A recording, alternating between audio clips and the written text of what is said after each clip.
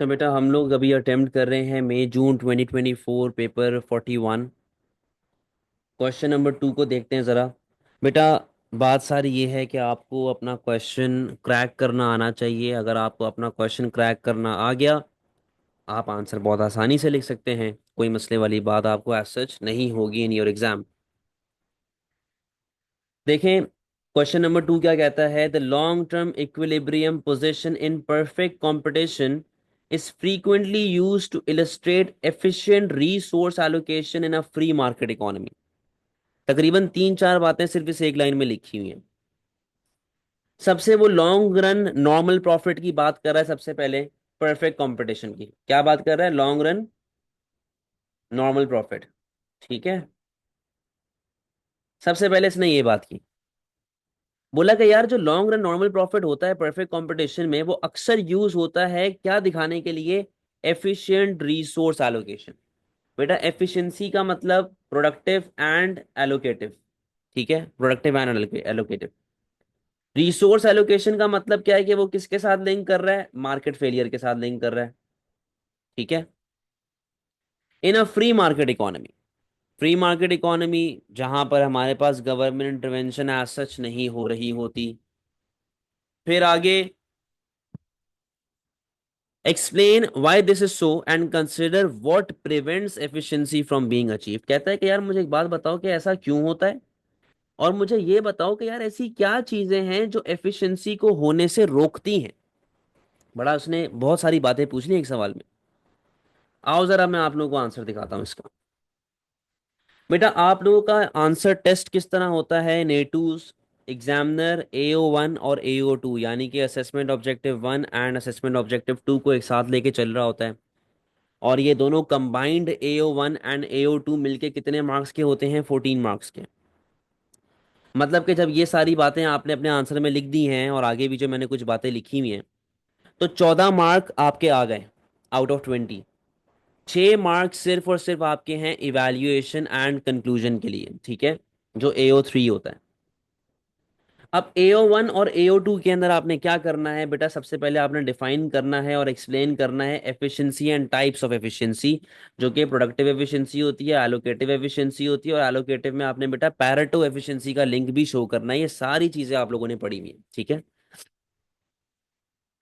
जब शुरू का आपने इंट्रोडक्शन दे दिया एफिशिएंसी वगैरह से रिलेटेड, आप अब एक्सप्लेन करेंगे परफेक्ट कंपटीशन के। What is perfect competition. Perfect competition एक ऐसा मार्केट स्ट्रक्चर होता है जहां पे थाउजेंड ऑफ प्रोड्यूसर्स होते हैं, producing same good same quality same price वगैरह। ये सारी इन्फॉर्मेशन थोड़ी बहुत यहाँ पे लिखी हुई है जिससे आप हेल्प ले सकते हैं। आपने फिर डायग्राम बनाई लॉन्ग रन नॉर्मल प्रॉफिट की, और आपने उसको एक्सप्लेन कर दिया कि देखो मैं ATC मिनिमम पे ऑपरेट कर रहा हूँ और MC is equal to AR चल रहा है, तो मेरे पास allocative efficiency and productive efficiency दोनों आ गई है। यहाँ तक कोई मसले वाली बात किसी को।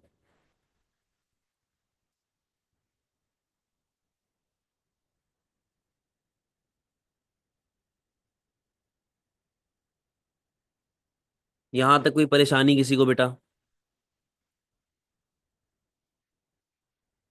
सही, ठीक है। ये आपकी हो गई अब तक बेसिक कहानी। ठीक है,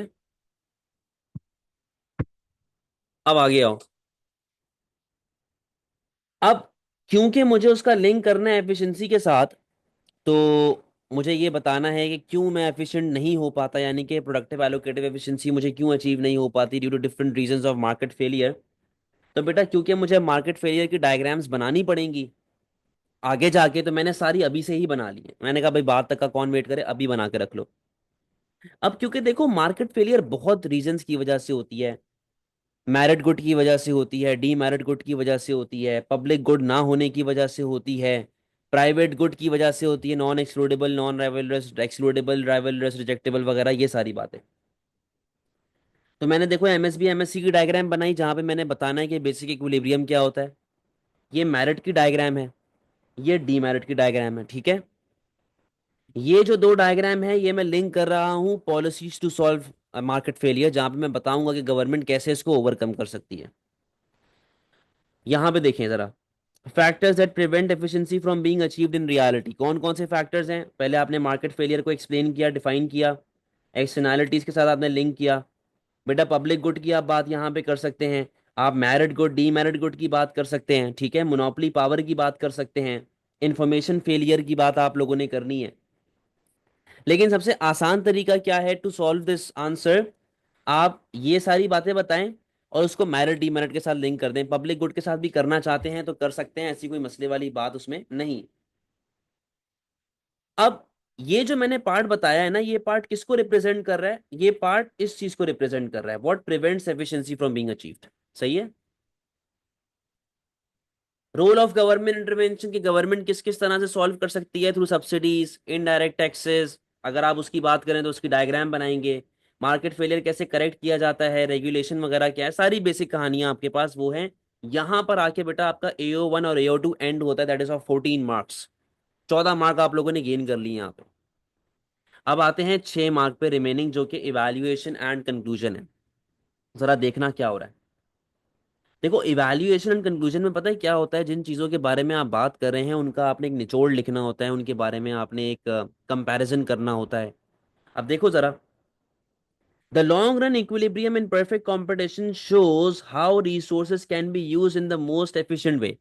मैंने उसको ये बात बताई कि देखो, अकॉर्डिंग टू दिस डायग्राम हमें प्रॉपर्ली नजर आ रहा है ना कहाँ पे आपके पास प्रोडक्टिव एलोकेटिव एफिशिएंसी आ रही है। तो लॉन्ग रन नॉर्मल प्रॉफिट हमें ये बात तो बताता है किस तरीके से एफिशिएंसी आप अचीव करते हैं। But this model is based on ideal conditions that rarely exist in real life, के this bullshit criteria does not exist in real life। ऐसा होता ही नहीं है कि थाउजेंड ऑफ प्रोड्यूसर्स हैं, same good same quality same price, ये चीज होती ही नहीं है दुनिया में भाई। In theory perfect competition leads to allocative efficiency, जब आपकी प्राइस यानी कि MC is equal to AR हो या MC is equal to price हो, and productive efficiency. However real market usually don't work like this, कि भाई रियलिटी में ऐसे काम नहीं होता भाई। इन रियल वर्ल्ड आपके पास बहुत सी प्रॉब्लम्स आती हैं। फॉर एग्जांपल मार्केट फेलियर हो गया, इम्परफेक्ट इंफॉर्मेशन हो गया, ओवर अंडर कंजम्पशन हो गया, पोल्यूशन हो गया, मोनोपोली पावर हो गया, बैरियर टू एंट्री हो गए, बहुत सारी चीजें होती हैं। गवर्नमेंट अक्सर इनको रोकती भी है, इन प्रॉब्लम्स को फिक्स भी करने की कोशिश करती है, जैसे कि टैक्सेस सब्सिडीज वगैरह से। This can help move market closer to efficiency, इससे हम लोग एफिशिएंसी के करीब तो जा सकते हैं बट कभी भी एफिशिएंसी अचीव नहीं कर सकते। But government policies are not always perfect, क्योंकि उनके अपने भी प्रॉब्लम्स होते हैं। आपको पता है जैसे कि सब्सिडी की अपनी अपॉर्चुनिटी कॉस्ट होती है। सब्सिडी बहुत ज़्यादा लगाएंगे तो अपॉर्चुनिटी कॉस्ट है, बहुत कम लगाएंगे तो इनअफेक्टिव है। आप एडवर्टाइजिंग करने जा रहे हैं तो it is time consuming, time लग रहा होता है उसके अंदर, ठीक है। This is called government failure, ठीक है। तो क्या लिखा हुआ है? Government policies are not always perfect, they can be based on poor information, create extra cost or be influenced by politics resulting in government failure, जैसे कि सब्सिडीज वगैरह की मैंने आपको ड्रॉबैक बता दी है। इन कंक्लूजन मेरे हिसाब से, मेरी जजमेंट के हिसाब से, perfect competition model is very useful to understand what efficiency looks like in theory. Theory में तो चीज बड़ी अच्छी लगती है। It helps us to compare how real markets are doing, but real life problem like market failure, lack of information, government mistakes mean that this level of efficiency is hard to achieve। लेकिन फिर भी ये model जो है वो आपको एक clear goal देता है कि आपने क्या काम करना है, किस तरह काम करना है। shows us how both markets and governments can play a role in trying to improve how resources are used in the economy। कि इस थ्योरेटिकल बेसिस की हिसाब से, इस थ्योरेटिकल अजम्पशन के हिसाब से हमें ये चीज़ तो पता चल जाती है कि हमें कहाँ पे ऑपरेट करना चाहिए। कोई मसले वाली बात बेटा?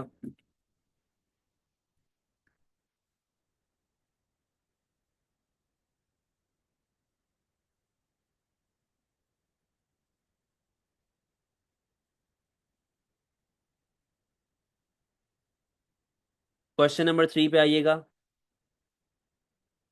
With the help of an indifference curve diagram, ये थियरी ऑफ डिमांड का सवाल है। Assess the extent to which a rise in price would affect demand for normal good differently from demand of given good। मैंने आपको topicals में ये इस तरह का एक क्वेश्चन करवाया था। फर्क क्या है दोनों में? कि वहां पे प्राइस हम लोगों ने डिक्रीज की थी, यहाँ पे हमने प्राइस को इंक्रीज करना है। सही है। तो बेसिक शुरू वाली जो गेम है वो तो तकरीबन सब में ही सेम है। AO1 AO2 14 mark. आपको इंडिफरेंस कर्व एनालिसिस के बारे में बताना है, MRS, रैशनल कंज्यूमर से लिंक करना है, यूटिलिटी के साथ लिंक करना है, बजट लाइन वगैरह के साथ आपने लिंक किया। इन डिफरेंस कर्व एनालिसिस में एमआरएस बता रहे हैं, बजट लाइन में आप स्लोप बता रहे हैं, इक्विलिब्रियम आता है जहां पे M U X over P X equals to M U Y over P Y चल रहा होता है। बेसिक यहाँ पे बेटा इक्विलिब्रियम आपने शो किया, और इक्विलिब्रियम की बेसिक नॉलेज आप दे रहे हैं अभी तक, ठीक है। Definition of normal good and Giffen good, normal good क्या है, गिफिन गुड क्या है। नॉर्मल गुड में income and substitution effect move in the same direction, Giffen good is an inferior good, और उसके अंदर income effect and substitution effect move in the opposite direction, where income effect outweighs substitution effect. ये सारी पुरानी बातें आप लोगों ने यहाँ पे लिखनी है। And Giffen good violates the law of demand, क्योंकि there is a positive relationship between price and demand in Giffen good. ये डायग्राम नोट्स में बनी हुई है आपके पास, सही है। आप लोगों ने बिल्कुल ये डायग्राम सीखी हुई भी है। ये दो डायग्राम्स आपकी बनेंगी, एक नॉर्मल की और एक गिफिन की। नॉर्मल में डिमांड का डाउनवर्ड स्लोपिंग है, बट क्योंकि normal good is a luxurious good तो डिमांड इलास्टिक होगी। वेराज गिफिन के अंदर अपवर्ड स्लोपिंग कर्व बनता है क्योंकि प्राइस और डिमांड में पॉजिटिव रिलेशनशिप चल रहा होता है, ठीक है। डायग्राम बनाओ, एक्सप्लेनेशन नोट्स में है। जो नोट्स में एक्सप्लेनेशन है वो demand decrease, sorry price decrease की एक्सप्लेनेशन है, बिल्कुल आप उलट कर देंगे तो प्राइस इंक्रीज की एक्सप्लेनेशन बन जाएगी। यहां तक कोई मसला बेटा AO1 और AO2 में किसी को?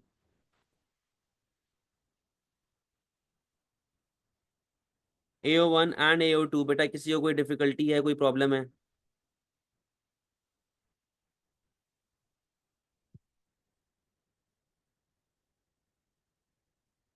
जी जी बिल्कुल, ठीक है।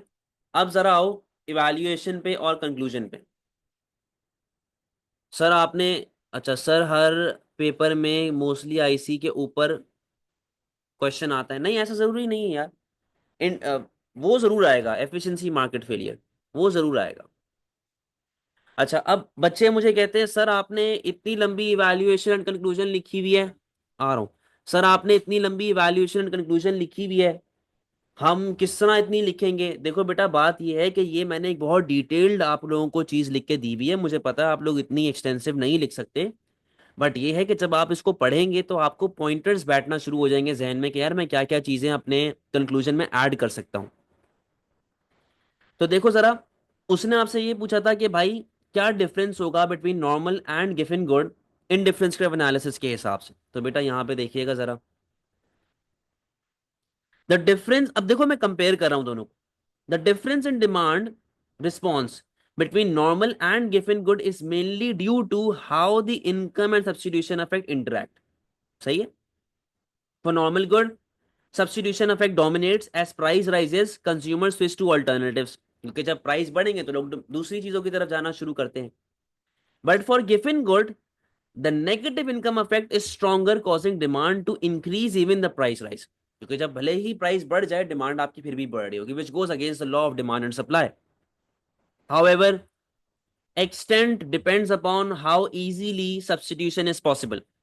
देखो ये डिपेंड करता है कि आपकी सब्स्टिट्यूशन कितना इजीली आप कर सकते हैं, मतलब कि अल्टरनेटिव गुड जो है क्या उस पर आप इजीली स्विच कर सकते हो, क्या वो मार्केट में अवेलेबल है, क्या आपके लिए उसके पास जाना अवेलेबल है। अगर तो है, अगर तो है तो इन डिफरेंस कर्व ऐसा एक फ्लैटर कर्व बनेगा इलास्टिक जैसा, ठीक है। लेकिन अगर आप रिस्पॉन्सिव नहीं है, आप रिस्पॉन्ड नहीं कर सकते, तो इन डिफरेंस कर्व बेटा ऐसे एक स्टीपर कर्व बनेगा, जिस तरह आप लोगों ने इन इलास्टिक पढ़ा हुआ है कि इन इलास्टिक में कंज्यूमर इतना रिस्पॉन्सिव नहीं होता, इलास्टिक में कंज्यूमर ज्यादा रिस्पॉन्सिव होता है। उस हिसाब से आप यहां पे लिंक कर रहे हैं चीजों को।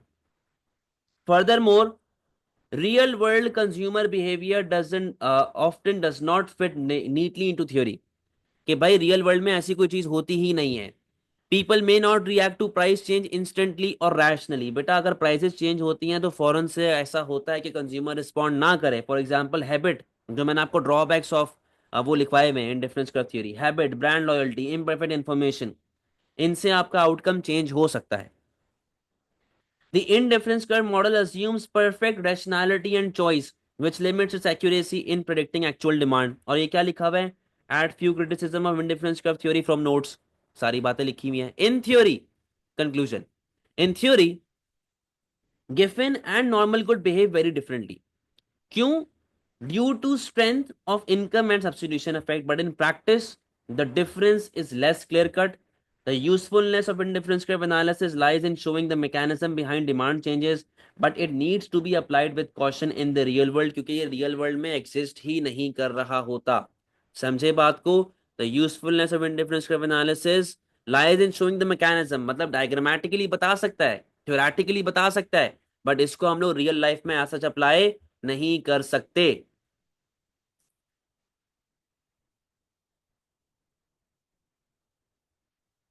बेटा स्लोप आपके पास चेंज होती है जब उसके अंदर शिफ्ट आ रहा हो या कोई नया इक्विलिब्रियम बन रहा हो ना। अब आप वो मुझे क्वेश्चन भेजेंगी तो मैं आपको बता सकता हूँ।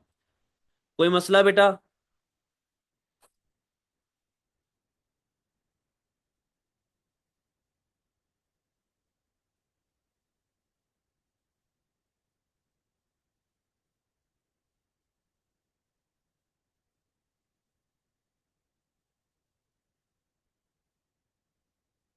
बेटा वो सिर्फ देखो थियोरेटिकली आपने बताना है कि जब कंज्यूमर रिस्पॉन्सिव होता है, रिस्पॉन्सिव कंज्यूमर कब होता है? जब उसकी डिमांड इलास्टिक होती है। ठीक है। और डिमांड इलास्टिक का मतलब ये है कि कर्व कैसा बनता है? फ्लैटर। तो उसको आपने ये कहना है कि अगर हम इजीली स्विच कर सकते हैं बिटवीन सब्स्टिट्यूट्स तो अपना आईसी फ्लैटर बनेगा। बना के नहीं दिखाना, बस समझाना है। इसी तरह अगर रिस्पॉन्सिवनेस कम है तो आईसी स्टीपर बनेगा, क्योंकि हम लोग रिस्पॉन्ड नहीं कर सकते। आ जाओ बेटा, आप चलते हैं मैक्रो की तरफ। कहता है in many countries increased government spending is regarded as a cause of economic growth। Government spending की बात कर रहा है, यानी कि एक तरीके से एक्सपेंशनरी फिस्कल पॉलिसी की बात कर रहा है। It is sensible therefore for a government to spend more to increase economic growth as it is good for its country. कहते हैं तो मतलब अगर गवर्नमेंट स्पेंडिंग से इकोनॉमिक ग्रोथ आती है तो ये बात कहने में कुछ गलत नहीं है कि गवर्नमेंट स्पेंडिंग जितनी बढ़ेगी उतनी इकोनॉमिक ग्रोथ आती रहेगी। To what extent do you agree to this statement? एक तरीके से वो एक्सपेंशनरी फिस्कल पॉलिसी की बात कर रहा है जो कंटिन्यूअसली एग्रीगेट डिमांड बढ़ाती रहती है। ठीक है, आइएगा जरा। AO1 AO2 14 marks, define and explain economic growth, और किस तरीके से उसको मेजर किया जाता है थोड़ी बहुत हिंट दे दीजिएगा। HDI और वगैरह ये सारी चीजें, GNI GDP।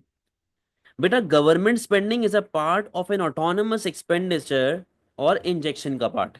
तो इसके अंदर मैथमेटिकल एग्जांपल आपने देनी है कि जी फॉर एग्जांपल 500 मिलियन जो है वो गवर्नमेंट ने इंजेक्ट कर दिया तो उससे मल्टीप्लायर इफेक्ट आ रहा है। आपका एग्रीगेट डिमांड या फिर आपका एग्रीगेट एक्सपेंडिचर जो है वो इंक्रीज हो रहा है। ठीक है। अब एग्रीगेट एक्सपेंडिचर इंक्रीज होगा, उसको आपने डायग्राम के साथ लिंक किया। तीन डायग्राम्स मैंने यहाँ पे बनाई हुई हैं। सिंपल एग्रीगेट डिमांड बढ़ने की, एग्रीगेट एक्सपेंडिचर बढ़ने की, ठीक है, और पीपीसी बढ़ने की। अब इसको, जो ये वाली डायग्राम है, इसको आप इंजेक्शन विड्रॉल के साथ भी लिंक कर सकते हैं। इंजेक्शन विड्रॉल के साथ मैं कैसे लिंक करूंगा भाई, जरा देखते रहना। केस बड़ा आसान है, कोई ऐसा मुश्किल केस नहीं है।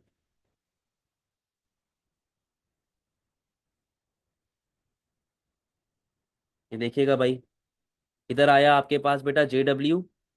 ठीक है। यहाँ पे आ गया आपके पास JW। यहाँ पे आ गई इनकम। ठीक है। ये इनकम लेवल चल रही है, तो करंट आपका इक्विलिब्रियम बेटा ऐसे आ रहा होगा। ठीक है जी। ये आपका करंट इक्विलिब्रियम पोजीशन आ गई। इसको थोड़ा नीचे कर लो, सही है जी। ये इंजेक्शन आ गई, सॉरी, ये विड्रॉल आ गई, ये इंजेक्शन आ गया, और ये इक्विलिब्रियम आ गया। ठीक है। अब जाहिर सी बात है, आपके पास जब गवर्नमेंट स्पेंडिंग बढ़ती है तो बेटा government spending is a part of withdrawal. ये मैंने गलत क्यों लिख दिया यहाँ पे? सही लिखा था पहले। ये इंजेक्शन आ गया, ये विड्रॉल आ गया। ठीक है। तो government spending is a part of injection. तो जब government spending is a part of injection तो फिर वो ऐसा ऊपर की तरफ जाएगा। ठीक है। आप आ गए J से J1, और आपके पास इक्विलिब्रियम आ गया E से E1 और Y से Y1। ठीक है। इस तरीके से आप अपने डायग्राम को एक्सटेंड करके नीचे वो शो कर सकते हैं, क्या कहते हैं उसको, डेरिवेशन। 0.8 MPC है, मल्टीप्लायर 5 है, गवर्नमेंट स्पेंडिंग 100 है, तो मल्टीप्लायर के बाद 500 हो जाएगा। बिल्कुल ऐसा ही है। तो बेटा ये आपने डायग्राम्स बनाई, आपने इनको एक्सप्लेन किया, मल्टीप्लायर इफेक्ट के साथ आपने लिंक किया। आपने कहा कि गवर्नमेंट स्पेंडिंग बढ़ेगी, इनकम बढ़ेगा, एमपीसी बढ़ेगा, मल्टीप्लायर इफेक्ट आपका बढ़ जाएगा। बेसिक कहानी है। अब इसको हमने लिंक करना है एक्चुअल और पोटेंशियल इकोनॉमिक ग्रोथ के साथ। ये सारे आपके पास पोटेंशियल के आ रहे हैं, ये एक्चुअल का आ रहा है। ठीक है। ये सारी कहानी आ रही है। However drawbacks, there is a threat of inflation. जो मैंने डायग्राम यहाँ पे बनाई भी है कि हम लोग हाइपर इन्फ्लेशन में एंटर हो सकते हैं। बैलेंस ऑफ ट्रेड डेफिसिट हो सकता है, उसके पीछे रीजन क्या है कि आपके पास प्राइस वगैरह बढ़ेगी, आपके पास जब प्राइस बढ़ती है तो उसके बाद एक्सपोर्ट्स गिरना शुरू हो जाते हैं। डिप्लीशन ऑफ रिसोर्सेस और अदर फैक्टर्स भी तो होते हैं जो आपकी ग्रोथ को अफेक्ट करते हैं, उनमें ह्यूमन कैपिटल है, टेक्नोलॉजी है, एफडीआई है, quality of factor of production है। सही है, ये सारी चीजें भी तो है ना बेटा जो आपके पास इधर अफेक्ट कर रही होती हैं। यहां तक कोई मसले वाली बात तो नहीं है बेटा। हाँ वो ड्रॉबैक में आप लिख सकते हो, कोई मसले वाली बात बेटा यहां तक।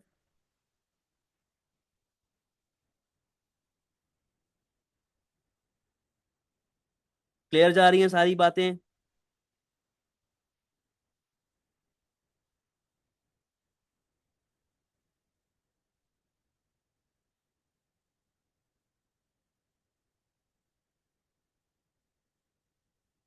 डन।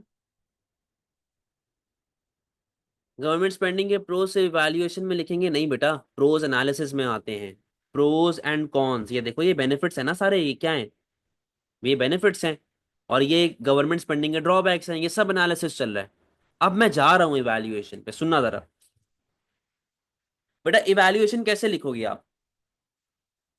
आप यहां पे बताना शुरू करेंगे, गवर्नमेंट स्पेंडिंग से एग्रीगेट डिमांड बढ़ती है, सही है, सही है, खास तौर पर रिसेशन में।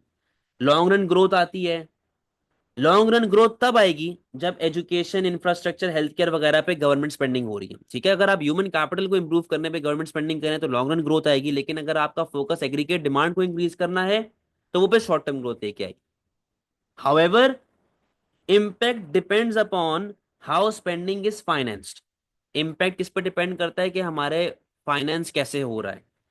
अगर हम लोग टैक्सेस के थ्रू फाइनेंस कर रहे हैं या बोरोइंग करके फाइनेंस कर रहे हैं तो बेटा महंगाई आएगी, क्राउडिंग आउट आएगा, और आपके पास उधार चढ़ जाएगा, आईएमएफ का लोन चढ़ जाएगा आपके ऊपर, जिससे लॉन्ग रन में नुकसान होगा।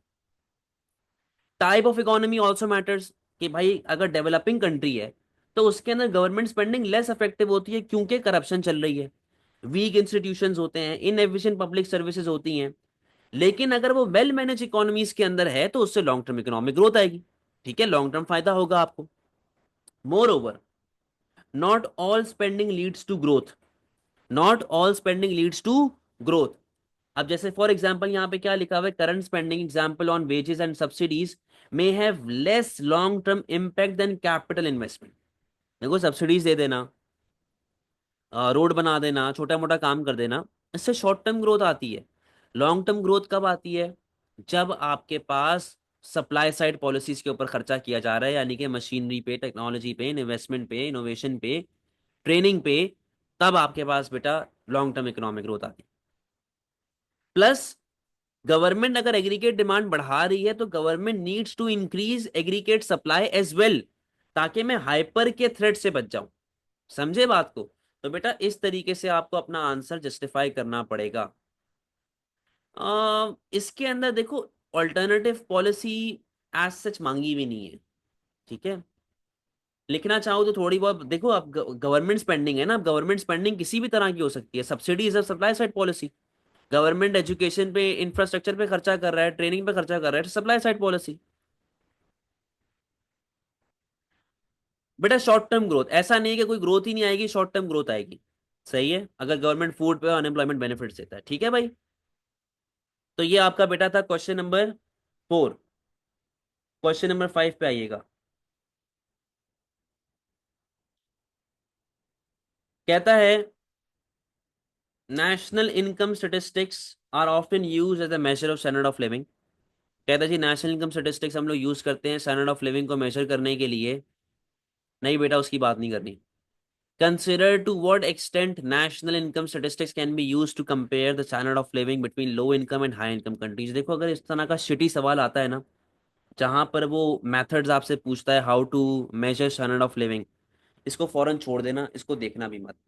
हाँ अगर ऐसा क्वेश्चन आता है कि difference between developed and developing economies और कोई पॉलिसी बताएं इससे डेवलपिंग इकोनॉमी ग्रो करे, वो सवाल ठीक है, वो आप कर सकते हैं। लेकिन इस तरह के नॉनसेंस सवाल को कभी मत देखना, ये कॉम्प्लिकेटेड होता है, इसमें कंटेंट काफ़ी कम होता है, लिखने के लिए डायग्राम ऐसा कोई होती नहीं है, तो फिर आप लोग फंस जाते हैं। लेकिन खैर फिर भी हमने डिस्कस तो करना है। कहता है जी नेशनल इनकम स्टेटिस्टिक्स से बेस्ट तरीके से हम स्टैंडर्ड ऑफ लिविंग मेजर कर सकते हैं। और ये standard of living between low income और हाई इनकम कंट्रीज को कंपेयर करने में काम आता है। डिस्कस द व्यू, बताएं जरा ऐसा होता है कि नहीं होता। 14 मार्क किसके? AO1 AO2। पहले आपने बताया स्टैंडर्ड ऑफ लिविंग क्या होता है, मतलब किस तरह लोग रह रहे हैं, आपकी इनकम, हेल्थ, एजुकेशन वगैरह ये सारी चीजें कैसे चल रही हैं। आपके नेशनल इनकम स्टेटिस्टिक्स क्या हैं? जीडीपी पर कैपिटा, जीडीपी पर पर्सन, कि हर बंदा कितनी इनकम कमा रहा है कंट्री में बैठा हुआ। ये स्टेटिस्टिक्स कैसे आपको हेल्प करते हैं? ये एवरेज इनकम पर पर्सन बताते हैं कंट्री का। हाई इनकम कंट्रीज का जीडीपी पर पर्सन या पर कैपिटा ज्यादा होता है, लो इनकम का पर कैपिटा कम होता है। This can help compare rich and poor countries in general वे। आपको डेवलप्ड और डेवलपिंग का बेटा फर्क भी बताना पड़ेगा शुरू में, ठीक है? आपको डेवलप्ड और डेवलपिंग का फर्क भी बताना पड़ेगा शुरू में। सही है। अच्छा, अब ये डेटा किस तरीके से हेल्पफुल हो सकता है गवर्नमेंट को, इकोनॉमिस्ट को, इंटरनेशनल ऑर्गेनाइजेशन को परफॉर्मेंस कंपेयर करने में, आईएमएफ को लोन देने में? जो आपको मैंने वर्ल्ड बैंक की 4-5 किस्में बताई थी, वो आपको सपोर्ट करती हैं, हेल्प करती हैं, या आपके प्रोग्रेस ले रही होती है, ट्रैक कर रही होती है प्रोग्रेस को, ओवर टाइम चीजों को देख रही होती है। Why the statistics are not always reliable? क्यों ये स्टेटिस्टिक्स रिलायबल नहीं होते? Problems, income is not shared equally. यहाँ पे आप लॉरेंस कर्व का लिंक डाल सकते हैं, ठीक है? रिच और पुअर के बीच में गैप बड़ा होता रहता है, इसके बारे में आप बात कर सकते हैं। बहुत से लोग अनरिकॉर्डेड जॉब्स कर रहे थे इस तरह, खास तौर पे बाहर के मुल्कों में जब पाकिस्तानी या देसी बच्चा पढ़ने जाता है, गवर्नमेंट अलाउ करती है 20 घंटा, हम लोग काम करते हैं 40 घंटा। वो 40 घंटा अनरिकॉर्डेड है, क्योंकि अगर गवर्नमेंट को पता चला तो पकड़े जाएंगे, जेल में डाल देगा वो, ठीक है? Many people sell things on street. आप स्ट्रीट पे खड़े होके रेड़ी लगा के बेच रहे हैं, आपने सड़क पे काम करना शुरू कर दिया, समझे? तो ये रिकॉर्ड थोड़ी होता है। Some people grow their own food. ऐसे कि फार्मर है, फार्मर तो अपना बोया हुआ खुद ही खाएगा ना, वो बाहर से मार्केट से थोड़ी खरीदेगा सब्जी, ठीक है? तो वो अनरिकॉर्डेड इनकम में चली जाती है। Cost of living is different. A small amount of money may be enough in one country but not in other. जैसे गोरा जब पाकिस्तान आता है, वो कहते हैं ओहो जी, कराची से सस्ता तो कोई शहर ही नहीं है पूरी दुनिया में। लेकिन कराची में रहने वाले लोगों को पता है ना कितना मुश्किल है यहाँ पे रहना, कितनी महंगाई है। अब उनके लिए वो चीज सस्ती है, हमारे लिए वो चीज महंगी है, ठीक है? Other important things are missing, यानी कि नेशनल इनकम डेटा में बेटा हेल्थ केयर नहीं होता, एजुकेशन आप नहीं डालते, आप सिर्फ न्यूमेरिकल डेटा पे बात कर रहे होते हैं। सेफ्टी नहीं होती, क्लीन एयर है कि नहीं है, ये चीजों का कुछ नहीं पता। कल्चरल डिफरेंसेस, कल्चरल डिफरेंसेस का मतलब है कि भाई हर कम्युनिटी डिफरेंट चीज पे फोकस कर रही होती है ना, फैमिली और ये सारी चीजें। फिर आपने बताना है बेटा alternative method. Alternative method, alternative method में HDI आता है, MEW आता है, मल्टी डायमेंशनल पॉवर्टी इंडेक्स आता है। उसके बेनिफिट्स एंड ड्रॉबैक्स बेटा आपके पास नोट्स में लिखे हुए हैं, वो आप नोट से लेके चलेंगे, ठीक है? यहाँ पे मैं लिख रहा हूँ notes,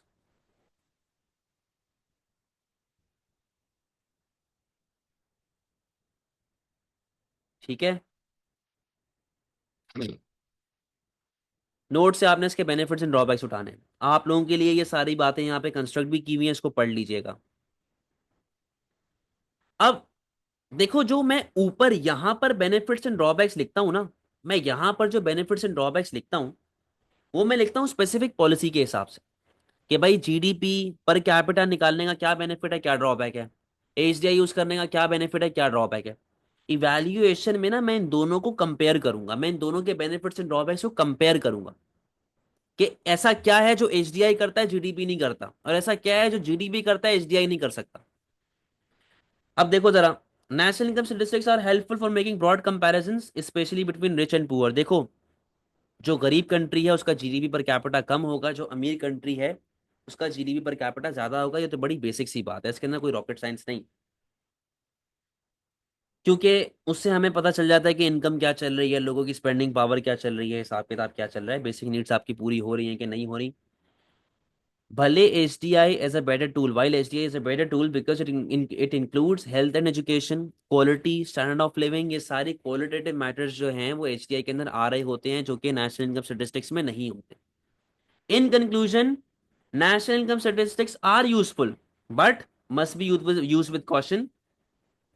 A full understanding of living standards requires additional indicators like HDI, along with measures of inequality, access to public service, and even subjective well being, only then can we make meaningful and fair comparison between low and high income countries. यानी कि आपको multiple चीजें एक साथ लेके चलनी पड़ेंगी, क्योंकि एक चीज क्वालिटी वाले फैक्टर्स बता रही है, एक चीज क्वांटिटी वाले फैक्टर्स बता रही है।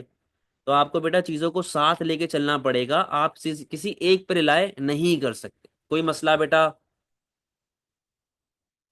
क्लियर है?